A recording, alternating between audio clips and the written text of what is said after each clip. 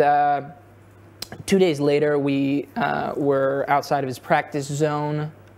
He shared it to his story, but I didn't hear from him. So 2 days passed, and I'm like, ooh, yeah, hey, when are we going to do this? And we saw him outside of one of the practices, and Julie yells out to him. He goes, Novak, have you heard this song? He doesn't even look at her. He's like, you know, I heard a little, very little. I'm busy, you know, like I'm playing at the US Open. And she goes, he's here, the guy who wrote the song. And Novak, he looks up and, hey, it's the guy. And he shook my hand and he says, when are you going to perform for me? And I go, you know, whenever you want. And he goes, I'll perform for you first, and then you perform for me. And we met him in the parking lot afterwards. So nice, so humble, so down to earth, and it just went much better than I ever expected it to. Now we're at Crazy Idea Part 2, right? It was totally worth it. It was worth every penny we paid. It would have been worth 5 times that, you know? It was totally brilliant, and I'm so humbled by the whole experience. But now, I met with Novak. I sang him the song. He made me a promise. However, I still don't have his phone number. I still don't have anybody on his team. As far as I know, everybody on his team was let go recently. So even the people I met with there aren't even with him anymore. So how are we going to do this? How are we going to meet up and do this music video? I think he will get in touch with you, right? Because I've heard on the parking lot when you sang the song to him, he told to the camera that he actually knows some previous videos of you, right? He did, yeah. So he follows me. He follows you. Then just DM him or just, you know. Novak gets probably millions of DMs.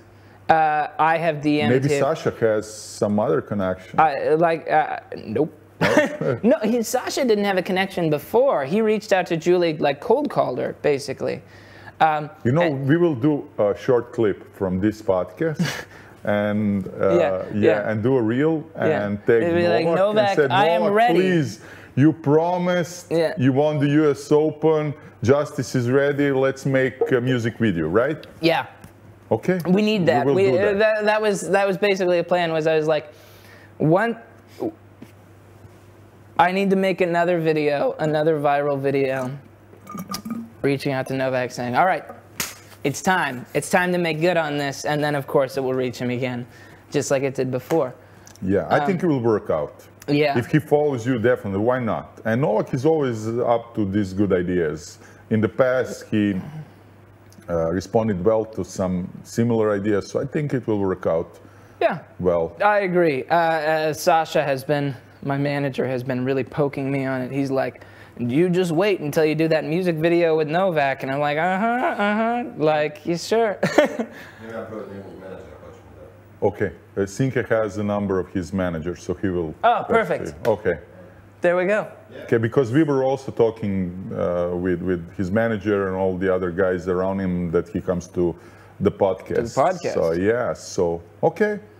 We will... You think he's going to come to the podcast? Hopefully, yes. Because when, you know, all the mainstream media was judging him about his decisions about Australian Open and US Open with COVID stuff, we were on his side, and we were the only ones who were not judging him, but you know, embracing his courage and everything that he did. So yeah, hopefully he will recognize that. And again, Goran Ivanišević, he's his coach and his famous Croatian player who also has good connections with us. So yeah, hopefully we'll do it. Yes. Yes, we'll do it. Novak, please. Novak, Novak. No, it's going to be great. I am really excited. I'm certain this music video is going to happen. We just need to figure out how. Yeah, we need to focus. Right?